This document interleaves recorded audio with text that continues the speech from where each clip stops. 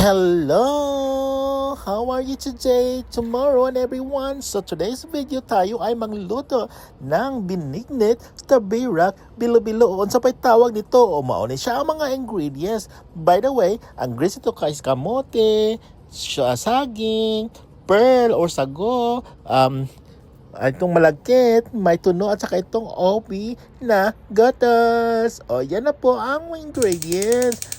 Simulan na ho natin magluto. So, kaya ito na, maglagay na ho tayo ng water therapy sa kaldero. After dyan is, ilagay na rin natin ang malagkit na hinugasan na ho natin. Kailangan talaga natin hugasan para maging malinis. Malinis katulad ng mukha mong malinis. O, diba? Siya sarili-dali lang talagang lutuin to. At after nung malagkit ay sabay ay isunod natin yung kamote or yung sweet potato. O diba, ang sweet potato nila dito is talagang sweet at madali lang malambot. After ng ilang mga segundo, binuksan ko yung takip at yan, wala. Okay mo lang because mikusin mo lang yan. After nun, takpan. After nun, buksan mo uli. At yan, tingnan mo, isusunod na ho natin ang pearl. Pearl ang tawag ko niyan ay actually ang sago. Diba? Ano pang ibang tawag niyan?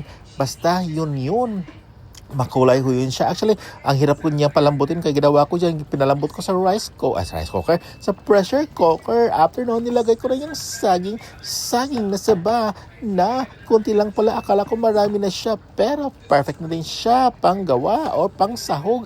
After nung sahing na yon is mekos lang ho natin at isunod na ho natin ang susunod, ang gata. Ang gata, nasa lata ang gata.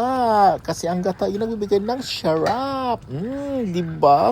O after nun is mekos lang ho natin. Wala. O ganyan lang po. After nun, may isusunod na po pa. Hulaan nyo kung anong isusunod natin na ilalagay dyan sa ating nilotong binignit. Pero wag muna, intermission muna na tayo. Sayaw mo na ako. Tan. O diba? Sabi ko, yan ang niloto ko. Tingnan nyo mga friendship. Diba? Minakes ko ulit. After nun, ilagay na ho natin ang magpakulay sa ating buhay. Ang isang malakis. Ang purple. Ito talaga ang pakulay ng ating buhay. At 3 tindahan pinupuntahan ko niyan, pero mabibili lang ho yan sa isang tindahan dito sa Dubai, ang Philippine Supermarket. Yan po ang flavored na oven na kondensada. Yan lang po ang nilagay ko. Hindi ko na po siya nilagyan ng sugar. Yan lang po ang nagpapatamis niya, nagmamatamis niyan. Tingnan mo, akala ko talaga kunti lang ito niluluto ko, pero pag nagulat ako, malapit nang mapuno tong kaldero kong cute. Katulad mo na cute. Diba? Tingnan mo, kulo. Yan na po yung sign na talagang perfect na siya. Malapit na siyang maluto. In 1, 2, 3, taran! Luto na po yan sa talaga mga friendship and mga sisikoy. After nun, para mas-sure talaga natin na perfect na po yung lasa nito. Of course, tikmahon natin. Diba? At ang sabi ko, 1, 2, 3, mainit pala at sabi ko, ang sarap, yummy pala. Yan nga mga friendship. At akala mo, matagal ko na itong pinaplanong lutuin. Pero kagabi ko lang talaga siya niluto at niluto ko yan mga banang 11:00 ng gabi. Natapos na ho ako. Diba? Yan, luto na po. At ang susunod yan, of course, ang pag-refill. Diba kasi mag-deliver pa kasi ako.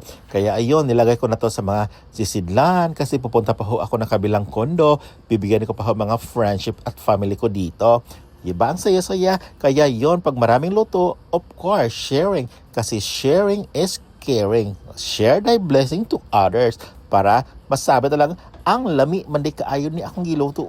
Diba? Palakad na ho ako. Mag-deliver na po ko yun. Mag-alas 12 na po yun ng hating gabi. Diba? Nag-deliver na po ko yun. At yan, ang una kong customer dyan ay si, hulaan nyo, ang kaibigan namin si Inday Sara. Diba? Talagang Inday Sara. Siya yung una. Hindi pa siya una. At yan, at sa kinadyoan. Diba? At ang diyan, doon sa kabilang building. At ito, ang masasabi ko talaga, successful na ang delivery tagumpay ang plano sa delivery po today's video. Bye-bye. Maraming salamat. Ingat.